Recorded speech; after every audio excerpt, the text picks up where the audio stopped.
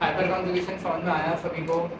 ठीक है, अब अपने को देखना है स्टेबिलिटी ऑफ हाइपर कॉन्जुगेशन, क्योंकि पता है कोई तुमसे अलग से नहीं पूछ रहा हाइपर कॉन्जुगेशन क्या होता है, आई इफेक्ट क्या होता है, एम इफेक्ट क्या होता है, कोई नहीं पूछेगा। ऑर्डर देगा और पूछेगा स्टेबिलिटी एसिड बेस, तो हाँ इनके यूजर्स लगेंगे। तो वैसे ही तुम्हारा सेम आता है एप्लीकेशन ऑफ हाइपर कॉन्जुगेशन, इसमें एक ही है यहाँ पे स्टेबिलिटी बता। ठीक है, कोई भी चीज स्टेबल कब होती है? अगर चार्ज की बात करूँ तो जितना ज्यादा चार्ज फैलेगा कहीं या बिखर जाएगा उतना ज्यादा स्टेबल, एक जगह जितना ज्यादा इकट्ठा रहेगा उतना दिखेगा चार्ज, तो अनस्टेबल। जितनी ज्यादा जगह बिखरेगा उतना ज्यादा स्टेबल। तो मान लो एक कोई चार्ज यहाँ पे है, इधर से 3 हाइपर कॉन्जुगेशन में जा सकता है वो चार्ज, इसके साथ भी जा सकता है, यहाँ इसके साथ यहाँ जा सकता है, जो नीचे वाला रहता है उसके साथ यहाँ जा सकता है, हो सकता है इधर भी लगाओ मिठाई, इधर भी यहाँ जा सकता है, यहाँ और यहाँ। तो वो चार्ज को बिखरने के लिए अगर मैं ऐसा बोल रहा हूँ कि दोनों साइड जा सकता है, वो भी कितनी जगह, तो कितनी ज्यादा जगह फैल गया ना चार्ज। ऐसे हवा में कुछ समझ में आ रहा है?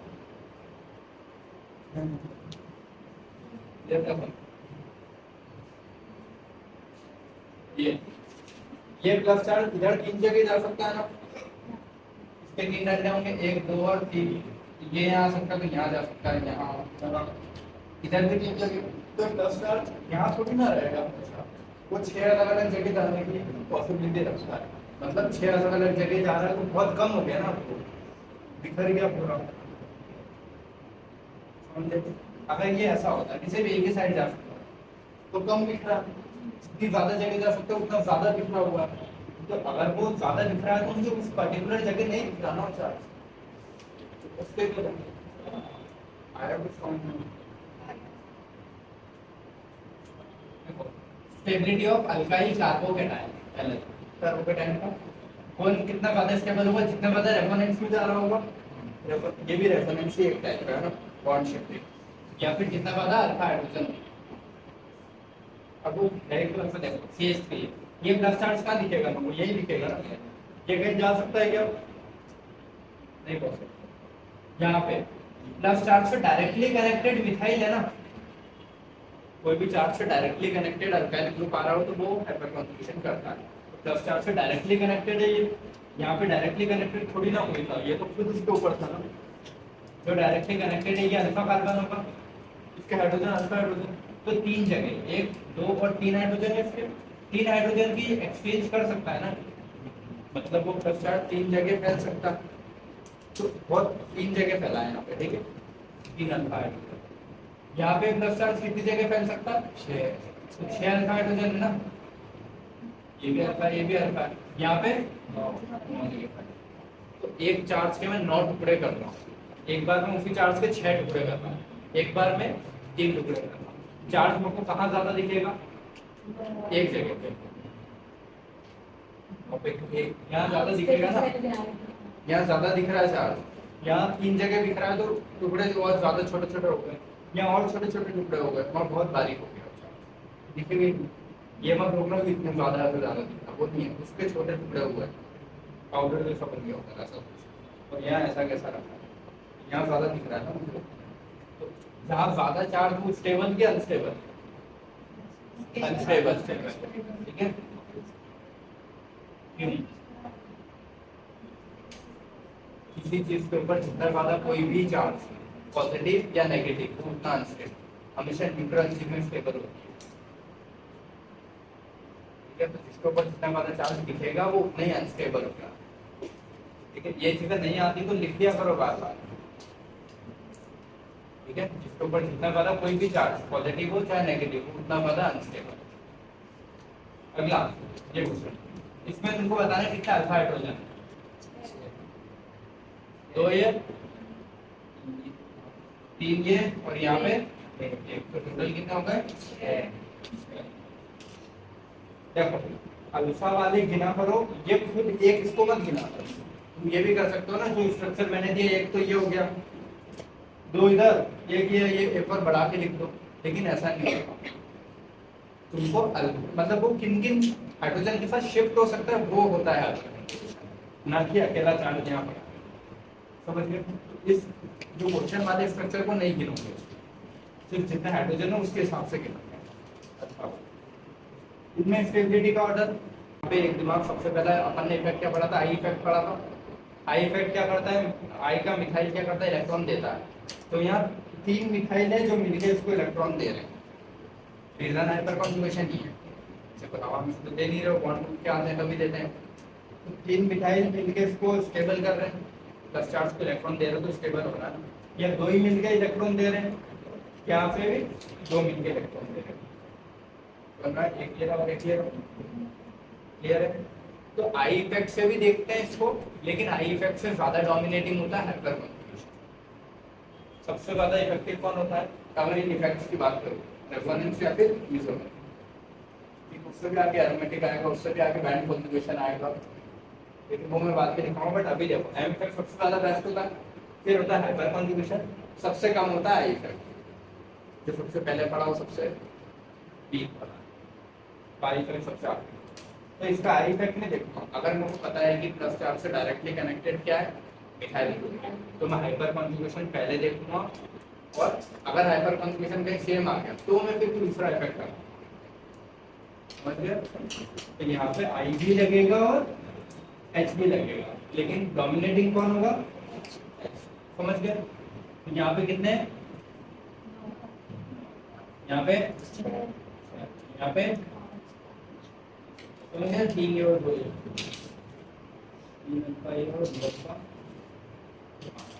जितने ज्यादा अल्फा उतना ज्यादा स्टेबल, क्योंकि उतनी अलग अलग जगह कर सकता है ना चार्ज, ये ज्यादा स्टेबल, फिर ये फिर क्लियर है।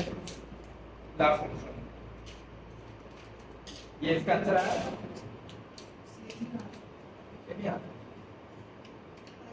क्या होगा, प्लस चार्ज से डायरेक्टली कनेक्टेड मिथाइल है तो हाइपर कॉन्जुगेशन देखते हैं। तो यहाँ और यहाँ पर देखने में कितना हाइपर कॉन्जुगेशन आ रहा है, यहाँ पे और यहाँ पे देखें तो कितना आ रहा है, हाइपर कॉन्जुगेशन तो बराबर हो गया। तो दूसरा इफेक्ट लग रहा होगा, वो तो ये क्वेश्चन मैंने यहाँ इसमें दिया है तो तुमने पहले अल्फा देख लिया, यहाँ नहीं देता हेडिंग में, तो तुम शुरू कैसे करते हो हमेशा क्वेश्चन नहीं ध्यान रखो। बेस्ट इफेक्ट कौन सा होता है, एम, क्या एम लग रहा है यहाँ पे, नहीं लगता। एम कब लगता है, जब डायरेक्टली कोई भी खींचने या देने वाला ग्रुप डायरेक्टली जुड़ा हो। तो यहाँ इसके यहाँ पे थोड़ी ना कुछ लगाया गया कि ये उसको दे सकता है, दे सकता है ना, इसके यहाँ पे कुछ लगा, एम लग रहा है नहीं, तो एम तो गया, एच लग रहा है तो एच तो बराबर लग गया, तो बचा कौन सा लास्ट, आई, तो आई से देखूंगा हम इसको, ठीक है। एम इफेक्ट तो नहीं लग रहा है इसमें, एम इफेक्ट नहीं लग रहा, हाइपर कॉन्जुगेशन सेम, बचा गया I effect. I effect electronegativity से देखा जाता है, ये भी इलेक्ट्रॉन को खींचेगा, 1 2 तीसरी जगह इससे भी 1 2 और तीसरी जगह, क्योंकि पोजीशन पे भी डिपेंड करता है ना डिस्टेंस पे। तो ये इलेक्ट्रॉन को क्या कर रहा है, खींच रहा है। ये फ्लोरीन भी क्या करता है, NO2 ज्यादा खींचता है कि फ्लोरीन, NO2 बताया था मैंने, डबल बॉन्ड वाला उधर से आएगा प्लस आ जाएगा।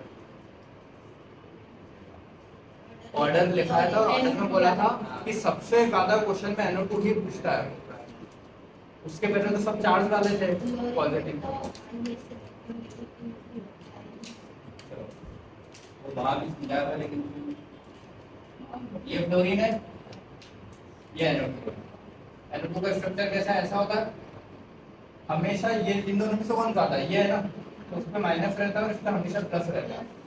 तो अगर किसी पे पॉजिटिव चार्ज है तो उसके पास ज्यादा कमी है ना, और इसके पास कोई चार्ज वार्ज नहीं है, ये फ्री में ऐसे ही खींच सकता है, लेकिन ये कमी की वजह से खींचता है, तो जिसके पास कमी है वो पहले और बहुत तेजी से खींचे, समझ गए।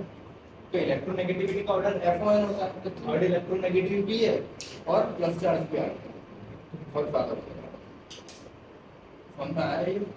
इसलिए बोल रहा हूँ आपको पढ़ के आना, कल मेरा क्वेश्चन मिक्स ही आएंगे, सारे इफेक्ट लगेंगे, ठीक है। तो NO2 का ज्यादा आई होता है कि F का, NO2 का, तो ज्यादा कौन खींचेगा वहां से इलेक्ट्रॉन को, स्टेबल कौन होगा, पहला कि दूसरा, पहला वाला, ये देखो अगर ये इलेक्ट्रॉन को खींचेगा तो प्लस चार्ज को बहुत ज्यादा बढ़ा देगा ना, पहले ही कमी है वहां पे और ज्यादा खींच लिया, तो बहुत ज्यादा बढ़ जाएगा। मैं इतना नहीं खींच पा रहा तो कम बढ़ेगा, तो ज्यादा प्लस का दिखेगा पहले वाले पे। जहाँ ज्यादा चार्ज वो अनस्टेबल होता है ना, तो स्टेबल कौन होगा? सेकंड। समझ गए? यहाँ साइड में लिख देना है आई है M2 का ज्यादा होता है लोडिंग।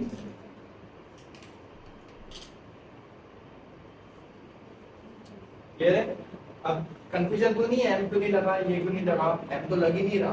क्यों नहीं लग रहा? क्योंकि डायरेक्टली कुछ नहीं था।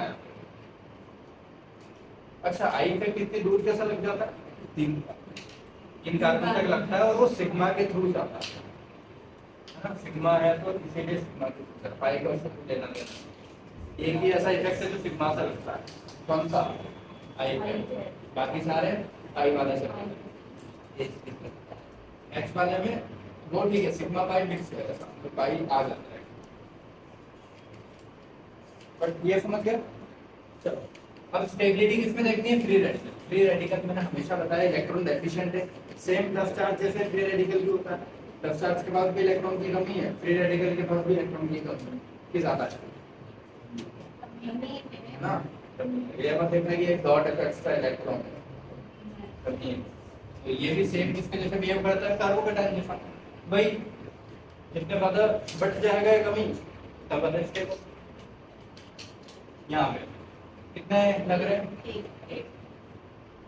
यहाँ पे 7 3 1 2 टोटल 3 ज्यादा स्टेबल कौन होगा दोनों में से? ज्यादा हाइड्रोजन। अब तुम अपना लेवल देखो क्यों? ये फ्री रेडिकल है, तुम बस फ्री रेडिकल को ऐसा समझो प्लस चार्ज है, बात खत्म। प्लस चार्ज जितना ज्यादा फैलेगा तो कम हो जाएगा ना। तुम ये मत सोचो कि वो डॉट है इलेक्ट्रॉन है, तुम बस ये देखो प्लस है, बात खत्म। फ्री रेडिकल और प्लस एक ही समझो, तो प्लस है तो 7 जगह फैल रहा है प्लस, तो बहुत छोटे छोटे टुकड़े हो गए उसके, बस गायब हो गए धीरे धीरे इन दोनों में। 2 3 इसमें 2 3 3। अब क्या करें? ये यहाँ पे अल्फा हाइड्रोजन का सेट दिख गया अपने को। अब ऐसे देखो, ये तो सेम है, पहला वाला लग नहीं सकता है, तो बचेगा आई इफेक्ट देखना है। आई इफेक्ट कैसे देखोगे? ये CH3 है, CH3 यहाँ से ये CH2 है, ठीक है। यहाँ भी CH2 है, वो इलेक्ट्रॉन दे रहा है बराबर जैसे। यहाँ पे कौन दे रहा है? CH3 दे रहा है। यहाँ कौन दे रहा है? CH2 दे रहा है। लेकिन उसके बाद यहाँ पे और कोई आगे नहीं है ना इफेक्ट लगाने के लिए। यहाँ पे आगे और भी कोई है, वो भी तो इलेक्ट्रॉन दे सकता है ना। 1 2 3 तीसरे कार्बन तक तो वो और इलेक्ट्रॉन दे सकता है। तो यहाँ टोटल CH3 के 3 हाइड्रोजन और यहाँ पे 2 5 मिलकर और इलेक्ट्रॉन दे सकता है। यहाँ पे सिर्फ 3 ही। ज्यादा स्टेबल कौन होगा? जो इलेक्ट्रॉन दे रहा है, इलेक्ट्रॉन की कमी वाली जगह को जो ज्यादा इलेक्ट्रॉन दे रहा है। समझ गए? आया? इधर देखो,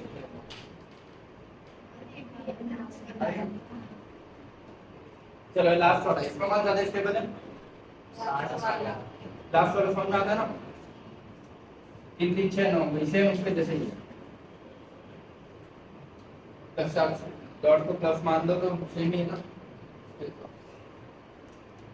अगला अल्कीन, सभी जगह अल्कीन ये इंपॉर्टेंट है। अल्कीन में भी वही प्रोसीजर, अल्फा हाइड्रोजन कितने पता, रेगुलेटिंग कितने पता, उतने पता उसको स्टेबल होगी। इन तीनों में अगर बताना है मुझे कि कौन ज्यादा स्टेबल है तो कौन आता है? क्यों? इसके आसपास यहाँ पे 3 अल्फा है, इसके पास में कितने हैं? 2। इसके पास में तो ज्यादा स्टेबल कौन है ना? और कोई इफेक्ट लगा सकते थे क्या? आई तो आई से पहले जब एस लग गया तो मैं देखूंगा मैं एम लग नहीं रहा। ये अगला ये सेकंड। अच्छा, ये जो क्वेश्चन है इसको एक काम करना, कंटिन्यू में मान देना 1 2 3 4 5 6 7 8 4 पर आए, ठीक है। अब इनका ऑर्डर देखना है। डबल बॉन्ड के आसपास वाले का अल्फा होते हैं, यहाँ पे कितने? 12। समझ गए ना, तीन तीन तीन तीन, यहाँ तीन तीन तीन, यहाँ पे यहाँ पे हाँ तो सेम ही हो गया, हाँ सेम क्वेश्चन ही बट अगर एक साथ देखूं तो फिर बता दूंगा, ठीक है। यहाँ पे यहाँ पे यहाँ पे यहाँ पे अगर फर्स्ट वाला ऑर्डर मेरे को पता करना है कि इन तीनों में कौन सी बात है इसके तो आप देख ही रहा है ना, फर्स्ट सेकंड थर्ड, इसमें पता करना है अगले वाला। तो वो तो मुझे पता है 6 6 से फिर 3 0, अब इन 3 6 में कैसे डिसाइड करूं, और कोई इफेक्ट तो है नहीं मेरे पास, ठीक है। आई भी देखना तो बराबर ही है ना, 2 मिथाइल यहाँ भी है, 2 मिथाइल यहाँ भी है, 2 मिथाइल यहाँ भी है, कहीं से भी लगा लग तो नहीं रहा। तो यहाँ पे एक नई चीज आती है 6 ट्रांसफर, ठीक है। इधर देखो ये वाला लगाया जाए तो ठीक है, एक ही पे सेम लगे तो उससे वो तो अलग ही चीज है, एक पे जब दोनों लगते हैं तो इसको सिस्टम हम थोड़ी बोलते हैं। पास वाले कार्बन पे सेम लगे हैं कि अपोजिट, पास वाले कार्बन पे अपोजिट लगे तो इसको क्या बोलते हैं, पास वाले कार्बन पे सेम साइड लगे तो क्या बोलते हैं, इसको मत बोलते, ये तो एक ही कार्बन पे दोनों है, समझ गया ना, इसको कोई सिस्टम कुछ नहीं बोलते, ये है सिस्टम, समझ गए सभी। तो यहाँ ज्यादा स्टेबल होता है ये, फिर ये और फिर ये, क्यों ट्रांसफर ज्यादा होता है, क्यों होगा, वो तो जानते हैं।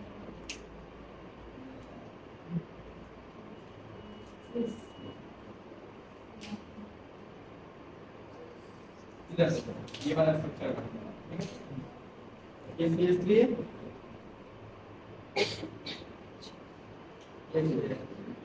ये बॉन्ड किधर टूटना चाहिए, इधर की तरफ, इधर ना, ये बॉन्ड जब अगर मान लो इधर टूटता है इस पे क्या आ जाएगा माइनस, और इस पे क्या आ जाएगा, ये पॉजिटिव जाएगा ना हाइपर कंजुगेशन में, ये पॉजिटिव जब हाइपर कंजुगेशन में जाएगा यहाँ से, तो मैं एक बना ही देता हूँ, तो यहाँ पे क्या आ जाएगा, ये क्या हो जाएगा, ये वाला पार्ट, तो यहाँ पे ये नेगेटिव चार्ज मुझे, ये नेगेटिव चार्ज इसका इतना किया था, अब सेम स्ट्रक्चर में इसका बनाना, सिस और ट्रांस वाले,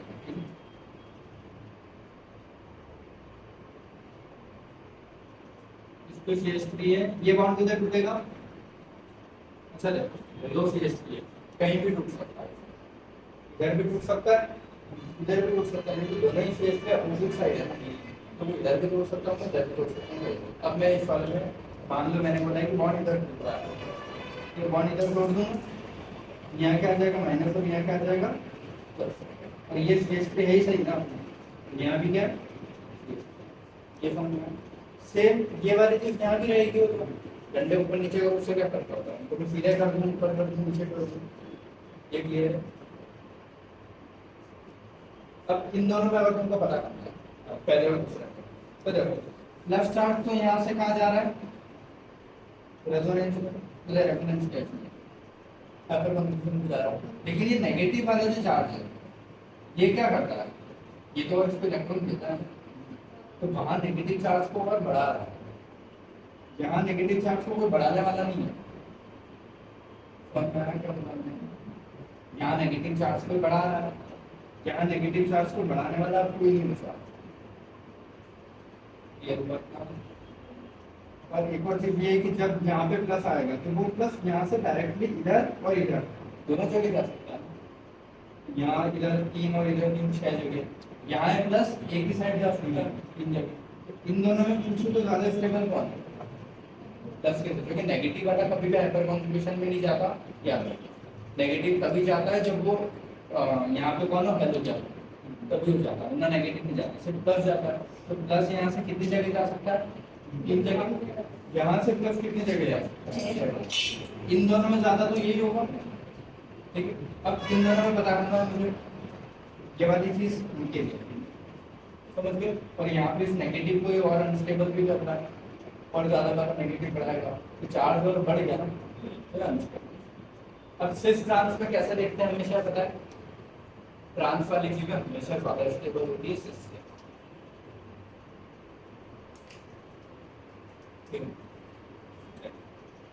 CH3 है यहाँ पे, CH3 इलेक्ट्रॉन देगा तो उसका वेक्टर वाला पार्ट किधर लगेगा, इधर। ये CH3 इलेक्ट्रॉन देगा तो उसका वेक्टर वाला पार्ट किधर लगेगा, इधर। 180 पे होगा ना दोनों, तो दोनों एक दूसरे को कैंसिल कर रहे हैं। यहाँ पे अगर मैं देखूं तो इसका वेक्टर वाला पार्ट किधर लगेगा, नीचे, इसका इधर, इसका किधर लगेगा, इधर। तो दोनों का नेट बीच में आएगा ना कुछ वाला, तो यहाँ नेट कैंसिल होगा, तो यहाँ कुछ नेट नेट मतलब चार्ज ना, ये इलेक्ट्रॉन को इधर धक्का देने की कोशिश कर रहा है, ये इधर, तो दोनों ही नहीं दे पाएंगे, तो एक दूसरे को कैंसिल कर रहे हैं, तो वहीं के वहीं रहता है। लेकिन यहाँ पे दोनों नीचे इलेक्ट्रॉन्स को धक्का देने की कोशिश कर रहे हैं, मतलब और ज्यादा इकट्ठा करने की कोशिश कर रहे हैं। तो दोनों ऐसे भी कर रहे हैं, तो कहीं ना कहीं इलेक्ट्रॉन एक जगह इकट्ठा होंगे, इसीलिए सिंस वाला ज्यादा इलेक्ट्रॉन इकट्ठे हो रहे हैं तो अनस्टेबल होगा। तो यहाँ इलेक्ट्रॉन इकट्ठे नहीं हो रहे हैं, ये मॉर्गेलिटी भी पढ़ा था, यहाँ ऑपोजिट ऐसे क्रॉस हो रहे हैं तो स्टेबल, और यहाँ कहीं ना कहीं नेट चार्ज बच रहा है। यहाँ नेट चार्ज का बोलूँ मैं 0 बोल सकता हूँ अभी, यहाँ लिख लेना, नेट चार्ज क्या हो जाएगा इसका 0। यहाँ नेट चार्ज कुछ ना कुछ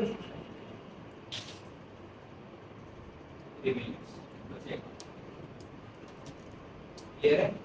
तो जहाँ चार्ज कुछ नहीं है वो ज्यादा स्टेबल है वजह से, और इन दोनों में फिर देखूं तो 6 वाला ज्यादा ही होगा 3 होगा, क्लियर है। तो एक ऑर्डर में इनका पूरा लिख सकता हूँ ना, 1 2 3, ये तो सेम हो गया, 4 5 6 7, ये सारे एक साथ, ये समझ गए। इन दोनों तीनों में से आप कुछ भी उठा के तुम कर सकते हो पक्का। ये अगले तरफ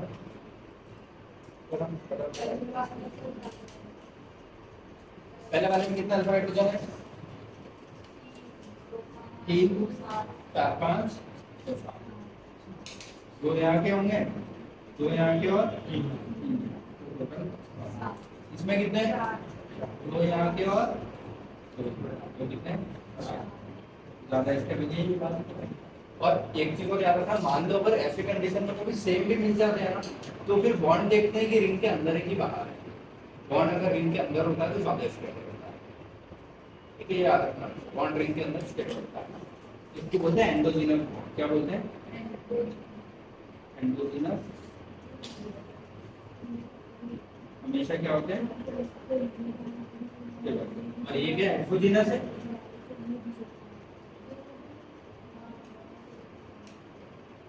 एक्सोजिनस बॉन्ड है, ठीक है। तो कभी सेम मिल जाते मान लो, तो फिर मैं बॉन्ड से देखता हूँ कि बॉन्ड रिंग के अंदर होता है तो ज्यादा स्टेबल है, बॉन्ड रिंग के बाहर होता है तो अनस्टेबल है। क्लियर है ना सभी को। अब मैं एक और बहुत अच्छा क्वेश्चन दे रहा हूँ, वहां से तुमको स्टेबिलिटी बताना, बहुत अच्छा। चलो 3 पॉइंट पढ़ लिया अपन ने, 14 पॉइंट पढ़ना, ठीक है। बॉन्ड लेंथ कंपेयर करनी है किससे, हाइपर कॉन्जुगेशन, कि हाइपर कॉन्जुगेशन हो रहा है तो बॉन्ड लेंथ का क्या इफेक्ट हो रहा है, ठीक है, ये देखना। अब इधर देखो, पहले ये क्वेश्चन होता है अपने पास, CH3 के बाजू में एल्कीन है, ठीक है। ये हाइपर कॉन्जुगेशन जब करेगा तो ये बॉन्ड इधर आएगा, ये किधर टूटता है हमेशा इधर, तो माइनस इस पे प्लस बन रहा है ना, फिर ये प्लस इस पे जाता है तो ये प्लस यहाँ रह जाता है और ये बॉन्ड यहाँ आ जाता है। तो पहले ये ऐसा था, तो मैंने अगर ये 1 2 3 दिया, तो पहले अगर 1 और 2 की बॉन्ड लेंथ कैसी, डबल बॉन्ड, बाद में भाई 1 2 3 कैसा हो गया, 1 और 2 सिंगल। तो बॉन्ड लेंथ हाइपर कॉन्जुगेशन की वजह से 1 और 2 के बीच में बड़ी की कम हुई, बड़ी है ना, सिंगल बॉन्ड ज्यादा बड़ा होता है, फिर डबल, फिर ट्रिपल बॉन्ड। पहले डबल बॉन्ड था, अब वो क्या हो गया, सिंगल बॉन्ड। तो डबल बॉन्ड वाला जो पार्ट रहता है वो हाइपर कॉन्जुगेशन की वजह से उसकी बॉन्ड लेंथ क्या हो जाती है, इंक्रीज, बड़ी है ना। ये जो सिंगल बॉन्ड वाला पार्ट है 2 और 3, इसके हाइपर कॉन्जुगेशन की वजह से डबल हो गया ना, तो उसके हाइपर कॉन्जुगेशन की वजह से क्या हो गया, bond length decrease, bond length single, double और फिर ये ऑर्डर होता है। तो पहले ये सिंगल बॉन्ड था, बाद में क्या हो गया, डबल बॉन्ड, तो बॉन्ड लेंथ क्या हो गई, डिक्रीज। इसमें मैं इसी का बोल रहा हूँ, जो मैं पढ़ा रहा हूँ ये वाला 1 और 2 में पहले क्या थी, डबल, बाद में क्या हो गई, सिंगल। अभी इसमें बॉन्ड लेंथ का क्या हुआ, इंक्रीज। इसके पूछो तो बॉन्ड लेंथ इंक्रीज, इसके बाद पूछो तो बॉन्ड लेंथ, Increase. ठीक है, मार्क भी कर देता हूँ। इन दोनों के बीच का पूछूंगा तो डिक्रीज, बराबर, और इन दोनों के बीच का पूछूंगी Decrease. तो Increase. अच्छा इसमें इस फर्स्ट वाले में डिक्रीज हुई है और इस वाले में इंक्रीज।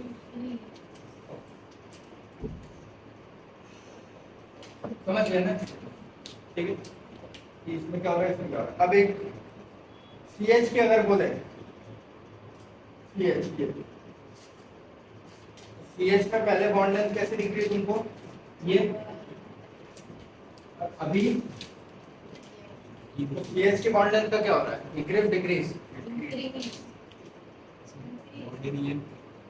बॉन्ड नहीं है, ठीक है, लेकिन तुम याद रखना यहाँ पे सिंगल बॉन्ड से जुड़ा हुआ है, वहाँ बॉन्ड नहीं है। ये कार्बन अभी कौन सा हाइब्रिडाइज्ड है, sp2 हो गया ना। हाँ, अभी ये क्या होगा, sp2 मतलब इलेक्ट्रोनेगेटिव है ना, और वो पॉजिटिव वाला है, तो आयनिक बॉन्ड हमेशा छोटे होते हैं ना, खींचता है, तो इनके बीच में आयनिक इंटरेक्शन बनेगा। आया कुछ, ये कोवेलेंट बॉन्ड है अपना, ये कौन सा हो जाएगा, आयनिक वाला पार्ट ले लेगा ना, क्योंकि sp2 इलेक्ट्रोनेगेटिव है, वो प्लस चार्ज है, तो प्लस चार्ज ऊपर अगर है और नीचे कोई इलेक्ट्रोनेगेटिव है तो वो तो उसको खींचेगा ना, तो जितनी बॉन्ड लेंथ उसकी पहले थी उससे और कम हो जाएगी। इस CH के पूछे तो क्या हो जाएगी, डिग्री, इस वाले की पूछे तो sp2 कैसे होगी, वो हाइब्रिडेशन क्या आ रहा है इसका, देख लो, Sir, board में confuse होगी. ध्यान रखो, ये अभी क्या कोवेलेंट बॉन्ड है, ठीक है, उसकी कुछ बॉन्ड लेंथ है, यहाँ पे ये प्लस चार्ज और इलेक्ट्रोनेगेटिव, तो कौन सा इंटरेक्शन आएगा,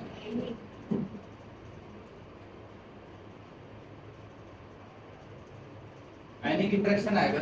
तो आयनिक बॉन्ड ज्यादा छोटा होता है कि कोवेलेंट, आयनिक में चीजें बहुत पास में रहेगी, कोई बॉन्ड तो है नहीं, जस्ट खींचा हुआ रहेगा, तो अट्रैक्शन की वजह से और छोटा हो जाता है, इसलिए मतलब आयनिक वाले की छोटी।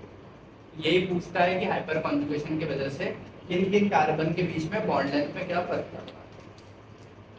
ये अब पॉइंट्स पढ़ लूं मैं, बॉन्ड लेंथ ऑफ CH की बात करिए, is less than the expected, जितनी अपन सोच रहे थे उससे क्या है, कम है ना, जितनी होनी चाहिए थी उससे क्या हो गई, अब कम हो गया, तो less than the expected. Second, bond length of C1C2 मतलब यहाँ पे क्या है, डबल बॉन्ड वाला, double bond is more than the expected, जितनी होनी चाहिए थी उससे बढ़ गई ना, हाइपर कॉन्जुगेशन की वजह से।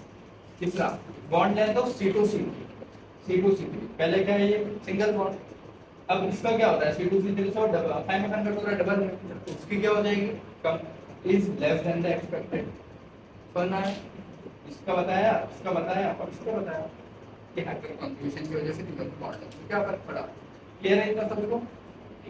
अब ये जितने ज्यादा हाइपर कॉन्जुगेटिंग स्ट्रक्चर, ये ध्यान रखना, more the number of hyperconjugating structure more will be the single bond character in carbon carbon double bond.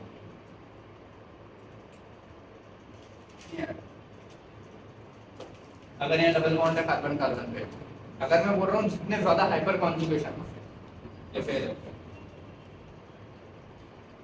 तो ये डबल बॉन्ड के टूटने के चांस कितने ज्यादा है ना, क्योंकि यहाँ इधर टूटा तो इधर हाइपर कॉन्जुगेशन, इधर इधर तो इधर, ठीक है, अगर ये डंडा गायब कर दो तो इस डबल बॉन्ड के टूटने के चांस थोड़े कम होंगे, और कम और कम और कम।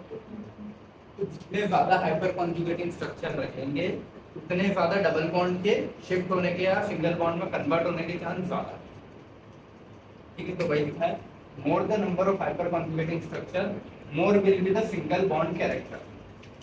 मैं बता हाइपर कॉन्जुगेटिंग उतनी ज्यादा बार वो सिंगल बॉन्ड में कन्वर्ट होने के चांस रखता है इन कार्बन कार्बन डबल बॉन्ड। इसमें अगर लिखना है तुम लोगों को ऐसा तो तुम ये वाली चीज कर सकते हो कि इसमें सबसे ज्यादा, फिर इसमें हाँ मतलब चेंज हो जाएगा, फिर इसमें समझ गया ना, इसमें सबसे ज्यादा डबल बॉन्ड सिंगल बॉन्ड में कन्वर्ट होने के चांस रखता है, फिर सेकंड वाले में चांस रखता है, फिर थर्ड वाले में, फिर ये पॉइंट अगला, bond length between carbon carbon double bond is directly proportional to number of hyperconjugating structure. Bond length between carbon carbon double bond is directly proportional hyperconjugating structure. जितने ज्यादा hyper conjugating structure उतनी ज्यादा bond carbon carbon की बन जाएगी।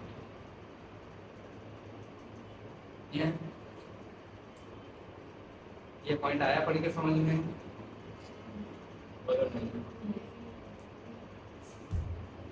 Bond length between carbon carbon, bond length between carbon carbon, ठीक है, is directly proportional.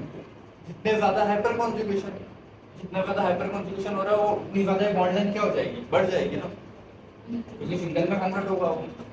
तो bond length between carbon carbon double bond is directly proportional to number of hyperconjugating structure.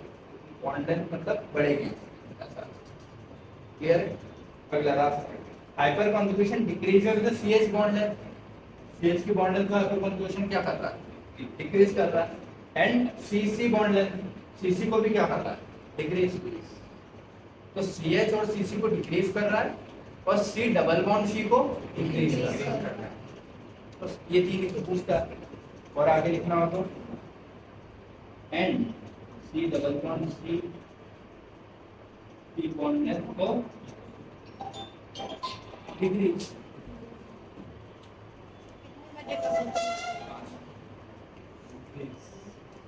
हाँ पर इसको increase, समझ गया? सिंगल वालों को डबल नंबर ये और क्लियर है सारे पॉइंट। अब ये क्वेश्चन है तुम्हारा, if bond length order for ये क्या, find the bond length order.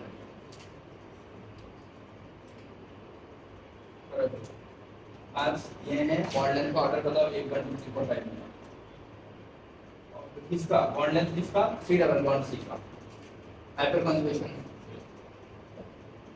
क्या बोले यहाँ पे C डबल बॉन्ड C ये है, हाइपर कॉन्जुगेशन होगा क्या, 0 अल्फा हाइड्रोजन है ना, तो हाइपर कॉन्जुगेशन होगा ही नहीं, तो डबल बॉन्ड ही रह जाएगा। ठीक है, तो इसकी बॉन्ड लेंथ कुछ इसमें कितने होंगे, 3। समझ गया ना? इसके अगर आसपास देखूं ये इसमें अगर देखूं तो कितने, इसमें इस वाले में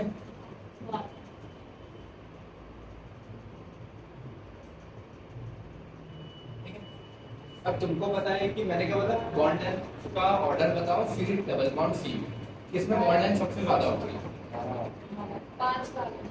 हाँ मतलब 12 तो इसमें सबसे ज्यादा चांस है ना कि ये डबल बॉन्ड में नहीं रहेगा, 12 बार उसके पास चांस है इधर उधर जाने के लिए, समझ रहा है? तो यहाँ पे सबसे ज्यादा बॉन्ड लेंथ, फिर इसमें चांस है कि 9 बार उसके पास ऑप्शन है इधर उधर जाने के लिए, इसमें 6 बार ऑप्शन, 3 ऑप्शन, 0 ऑप्शन, ये डबल बॉन्ड ही रह जाएगा, बस सिंगल में कन्वर्ट हो गई। इसका ऑर्डर क्या आएगा तुम्हारा, 5 4 3 2 और 1। आगे 5 4 3 2 नहीं होगा, क्लियर है? एक बार फिर से बताओ। बॉन्ड लेंथ का ऑर्डर देखना है, ठीक है, bond length C double bond C का देखना है, इसमें जितने ज्यादा हाइपर कॉन्जुगेशन हो रहे होंगे बॉन्ड लेंथ उतनी ज्यादा टूटेगी ना बार बार, तो इसमें सबसे ज्यादा हो रहे हैं तो ये सबसे ज्यादा सिंगल बॉन्ड पे इसमें रह पाएगा, तो सबसे ज्यादा बॉन्ड लेंथ इसी की होगी। फिर उसके फिर ये तो कभी टूट ही नहीं पाएगा, तो डबल बॉन्ड तो सबसे छोटा है। हाइड्रोजन किसका जुड़ा है तो वो नहीं आ सकता, हाइड्रोजन सिंगल बॉन्ड और ये डबल बॉन्ड। ये रुक जाएगा, इसके पास वाले से देखते हैं बेटा, डबल बॉन्ड के पास वाले के हाइड्रोजन टूटते हैं, उसके खुद के थोड़ी टूटते हैं।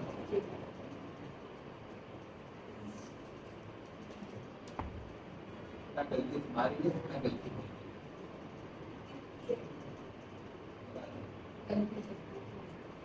चल रिजल्ट ये वाला बेटा सभी रिजल्ट नहीं करेगा ये। Electron releasing and donating power of R group या अल्काइल बेंजीन, ठीक है, R ग्रुप क्या करता है, इलेक्ट्रॉन डोनेट करता है, सबको आता है, क्यों करता है, तो उनके हाइड्रोजन के सिग्मा जाना चाहते हैं बार बार, ठीक है। इसी का पूछ रहा है वो कि CH3 प्लस आर ग्रुप है ना, इलेक्ट्रॉन डोनेट करता है, प्लस आर प्लस आई जो बोलना है वो प्लस है, ठीक है। रेजोनेंस में इसलिए बेंजीन में लगेगा तो रेजोनेंस में ज्यादा तो आर बोल देता है, ठीक है। तो CH3 क्या है, प्लस आर रेजोनेंस में। अब वो इलेक्ट्रॉन दे रहा है तो कहाँ बढ़ते हैं इलेक्ट्रॉन, कहाँ बढ़ते हैं, ऑर्थो पैरा पे बढ़ते हैं। कभी भी इलेक्ट्रॉन बढ़ेंगे या घटेंगे हमेशा ऑर्थो और पैरा से, मेटा का कोई इफेक्ट नहीं होगा। यहाँ बढ़ेंगे तो इनडायरेक्टली वहाँ कम, यहाँ कम तो इनडायरेक्टली वहाँ बढ़े, ऐसा कुछ है। तो CH3 R group ortho para directing है और एक्टिवेटिंग है ना। अगर इलेक्ट्रॉन बढ़ा रहा है तो क्या कर रहा है, एक्टिवेट कर रहा है, बताया था तुम लोगों को। इलेक्ट्रॉन कम करेगा तो डीएक्टिवेट, बढ़ाएगा तो एक्टिवेट। तो activating group for E plus मतलब इलेक्ट्रोफाइलिक एरोमेटिक सब्स्टिट्यूशन क्या होता है, क्या नहीं है सब्स्टिट्यूशन सब्स्टिट्यूट करना। अगर पड़ा होगा तो आ रहा होगा समझ में, नहीं पड़ा होगा क्या। यहाँ पे हाइड्रोजन लगा होगा ना, ठीक है, ये हाइड्रोजन प्लस के फॉर्म में निकलता है। तो इलेक्ट्रोफाइल रिंग है तो एरोमेटिक, ये चेंज करना है, हटाना है और इसकी जगह किसी और को रखना है। तो सब्स्टिट्यूट किया मैंने, तो उसी को बोलते हैं इलेक्ट्रोफिलिक एरोमेटिक। इस चीज में हेल्प करता है इसलिए, ठीक है। कैसे हेल्प करता है बताऊं, चलो देखो। CH3 इलेक्ट्रॉन डोनेट करता है, यहाँ इलेक्ट्रॉन बढ़ाएगा, यहाँ बढ़ाएगा और यहाँ बढ़ाएगा। अब अगर मैं बोल रहा हूँ कि यहाँ पे एक हाइड्रोजन लगा है, वो हाइड्रोजन प्लस है, मैं चाहता हूँ H प्लस की जगह वो दूसरा प्लस आगे लगेगा। मैं क्या बोल रहा हूँ, H प्लस की जगह मैं बोल रहा दूसरा प्लस लाके लगाना है। मैंने बोल दिया A प्लस लगाना है, क्या लाना है यहाँ पे, A प्लस को इससे रिप्लेस करना है, चेंज करना है। तो H प्लस अगर जाएगा तो यहाँ क्या आएगा, माइनस। यहाँ जितना ज्यादा माइनस रहेगा उतना ज्यादा अट्रैक्ट होकर आ पाएगा ना जल्दी। तो यहाँ ऐसा ग्रुप होना चाहिए ना जो इलेक्ट्रॉन को बढ़ाए। तो ये CH3 क्या करता है, इनके सब्स्टिट्यूशन रिएक्शन को बढ़ाता है, क्योंकि इलेक्ट्रोफाइल तभी जुड़ पाएगा जब यहाँ बहुत ज्यादा माइनस आएगा। तो माइनस से बढ़ाता है ना, तो इसीलिए बोला इलेक्ट्रोफिलिक एरोमेटिक सब्स्टिट्यूशन करवाने में हेल्प करता है या फिर एक्टिवेट करता है।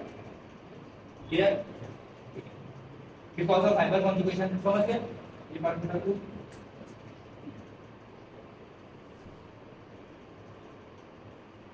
ऑल्सो पैरा डायरेक्टिंग है दिख गया, एक्टिवेटिंग है दिख गया, इलेक्ट्रोफिलिक एरोमेटिक सब्स्टिट्यूशन है दिख गया, तीनों चीजें। इसके पास 3 अल्फा हाइड्रोजन है तो ज्यादा, अगर 2 ही होते तो और कम चांसेस होते हैं। ये 3 डंडे हैं CH के, 3 डंडों से तो इलेक्ट्रॉन जा रहे हैं इसलिए एक्टिवेट। मान लो अगर यहाँ पे एक CH3 होता तो 2 हाइड्रोजन बचते जाने के लिए, तो ये पता है 3 जा रहे हैं क्योंकि डबल बॉन्ड से जस्ट डायरेक्टली जुड़ा है। ये डबल बॉन्ड दिख रहा है, इससे जब डायरेक्टली जुड़ा है ना कार्बन, डबल बॉन्ड से जब डायरेक्टली जुड़ा कार्बन का हाइड्रोजन तो पार्ट ले रहे हैं, डबल बॉन्ड से जब डायरेक्टली जुड़ा कार्बन का हाइड्रोजन पार्ट ले रहे हैं, तो ये तीनों पार्ट लेते हैं।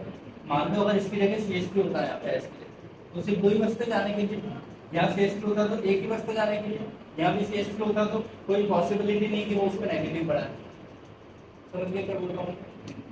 तो ये हाइड्रोजन के इलेक्ट्रॉन ही यहाँ पे जाके और ये नेगेटिव को बढ़ा रहे हैं। अब क्वेश्चन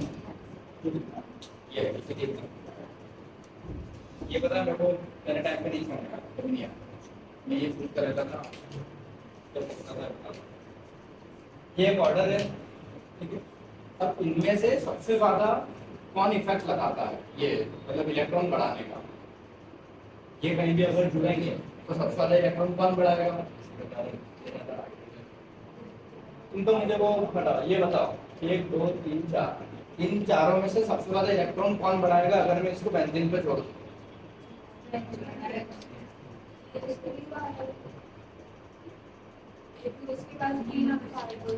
मतलब मैं पहली बार बता रहा हूँ, मेरे को ऐसा लगता था कि 3 CH3 है, ये मिलके बहुत ज्यादा इलेक्ट्रॉन देंगे, मैं ये डाउट में रहता था। तो कोई लगता था 3 CH3 है तो बहुत ज्यादा इलेक्ट्रॉन ये देंगे तो सबसे ज्यादा इसको बढ़ाना चाहिए। फिर यहाँ 2 मिथाइल मिलके बहुत ज्यादा इलेक्ट्रॉन दे सकते हैं, फिर यहाँ एक ही दे रहा है, यहाँ तो कोई नहीं भी देने के लिए ऐसा लगता है। लेकिन कॉन्सेप्ट क्या है, ये डंडा किससे जुड़ रहा है, बेंजीन से। तो हाइड्रोजन से उससे डायरेक्टली जुड़े के देखेंगे ना, तो यहाँ इसके देखेंगे, यहाँ पे इसके, यहाँ पे जो डायरेक्टली जुड़ा है ये जुड़ा है ना इसके, यहाँ पे यहाँ की उनकी बात फन है। तो क्वेश्चन का इलेक्ट्रॉन डोनेटिंग पावर किसकी ज्यादा है? ये इसकी की पावर। अगर वो कहीं भी डबल बॉन्ड या रिंग पे जुड़ते हैं तो समझ रहे हैं क्यों ज्यादा है? क्लियर है? 3 हाइड्रोजन, इस पर तो एक CH3 लग गया, एक CH3, दूसरा वाले पे एक और CH3, एक और CH3, तो नहीं करेगा। यहाँ पे 0 अल्फा, यहाँ पे 1 अल्फा, 2 अल्फा और 3, इसीलिए तब जैसे ये ऑर्डर ये था वो ये क्वेश्चन काफी करके बताओ। क्वेश्चन पढ़ के बताओ। अरेंज द फॉलोइंग जो भी दिया है ये चार इन डिक्रीजिंग ऑर्डर, ये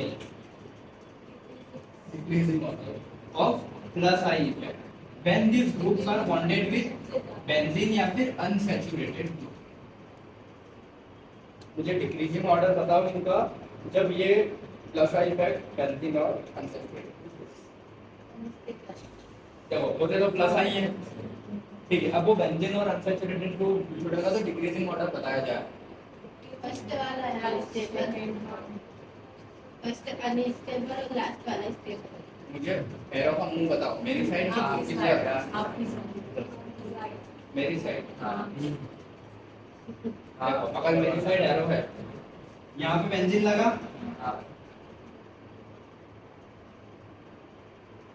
ये है ना क्वेश्चन, या तो बेंजीन या फिर डबल बॉन्ड वाला कोई भी कंपाउंड सीखा।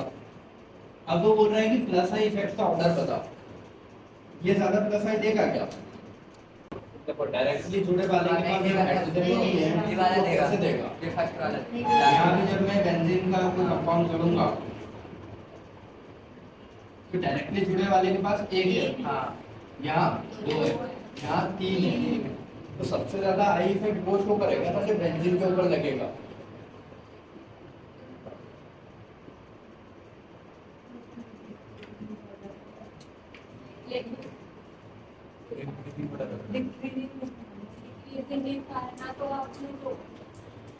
सुनो एक चीज और क्लियर करो, क्वेश्चन में वो इंक्रीजिंग कुछ है चाहे डिक्रीजिंग कुछ है, ऑर्डर ऑर्डर ही रहता है हमेशा, ठीक है।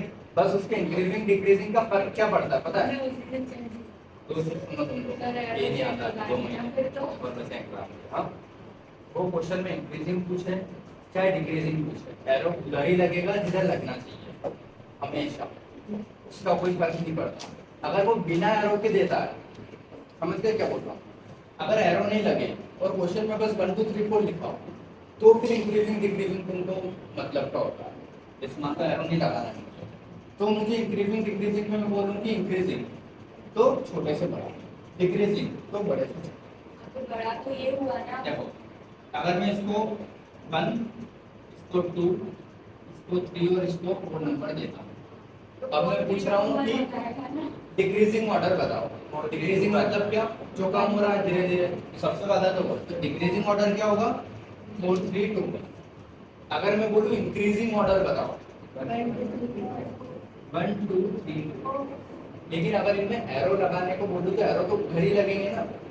ये थोड़ी करोगे कि एरो ऐसे कुछ लगा दिए। मैं वही बोल रहा हूँ कि इंक्रीजिंग डिक्रीजिंग का एरो पे फर्क नहीं पड़ता, एरो हमेशा उधर ही। बताइए या तो 4 3 2 1 और 1 2 3 को लगा एरो कैसे लगेंगे? एरो तो चेंज हो गया। चेंज हो गया। हाँ पहले का मुझे नहीं हुए, अभी भी है 3 पे फिर 2 पे फिर 1 पे, यहाँ भी 4 पे ये 3 पे 2 पे 1 पे। एरो कभी भी चेंज नहीं होता है, चाहे इंक्रीजिंग कुछ है चाहे डिक्रीजिंग। अगर बिना एरो के बोल रहा है तो फिर तुमको लाइन से लिखना पड़ता है, तो लाइन से लिखने वाली चीजों को बोलते हैं इंक्रीजिंग डिक्रीजिंग। लेकिन वो ऐसे ही तो ऑप्शन दे रहा है। कभी भी तुम ध्यान रखना आते हैं, अगर एरो आता है तो फिर दिक्कत ही नहीं, इंक्रीजिंग डिक्रीजिंग बात ही खत्म, अपना आंसर फाइंड करो हटाओ। लेकिन एरो नहीं देता तो ऑर्डर को बोलते हैं ना इंक्रीजिंग डिक्रीजिंग, कि 1 2 3 4 की 3 2 4 इसको बोलते हैं। ये ध्यान रखना।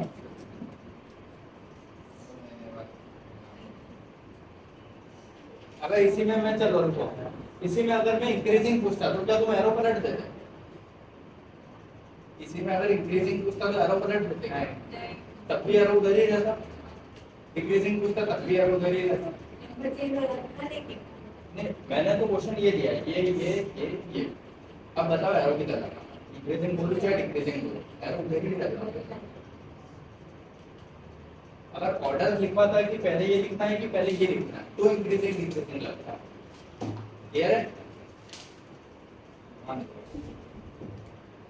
चलो ये इसमें स्टेबिलिटी बताओ बेटा, स्टेबिलिटी बताओ इसमें।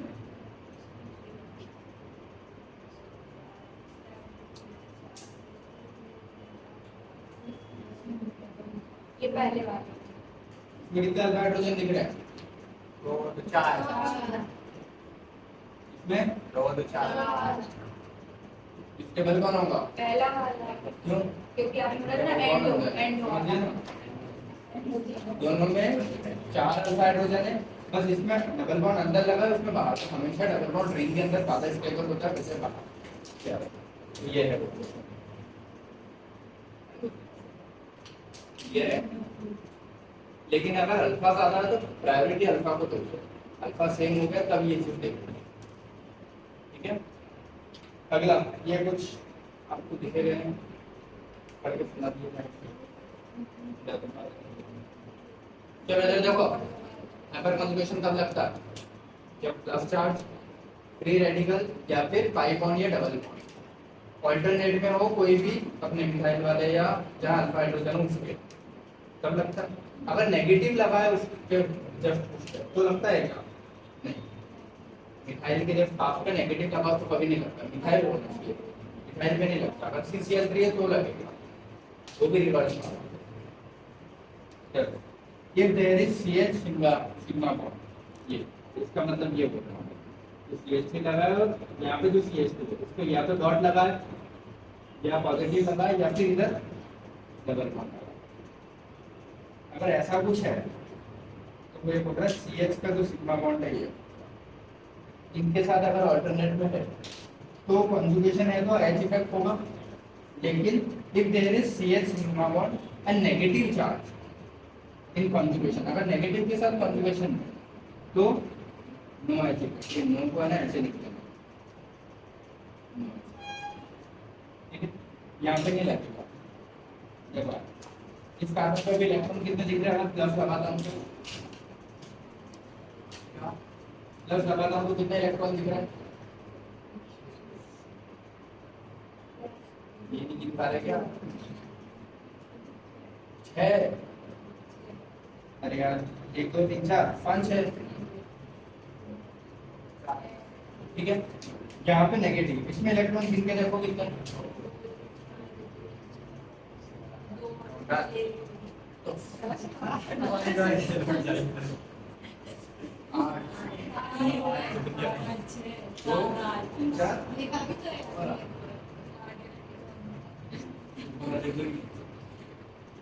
8 वाले को 2 गिनेंगे ना, हमेशा बताया कि 2 आते हैं उसमें। समझ गए जी? तो इसमें अगर 8 इलेक्ट्रॉन है तो क्यों भी रिएक्शन में पार्ट लेगा, समझ में आया ना? ठीक है, तो इसका अगर रीजन पूछे तो ये वही दिख रहा है कि no H effect, no shifting of CH sigma bond because anion is having complete octet. Anion के पास पहले से कंप्लीट ऑक्टेट है तो क्यों अपने इलेक्ट्रॉन उधर जाएगा और शेयर करेगा किसी के साथ? इलेक्ट्रॉन कोई तभी शेयर करता है जब उसके पास पहले से कमी है, उसके पास तो पहले से कम।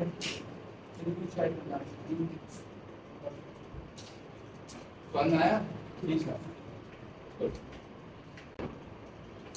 यहाँ पार्ट कंप्लीट होता है। Thank you sir. Thank you.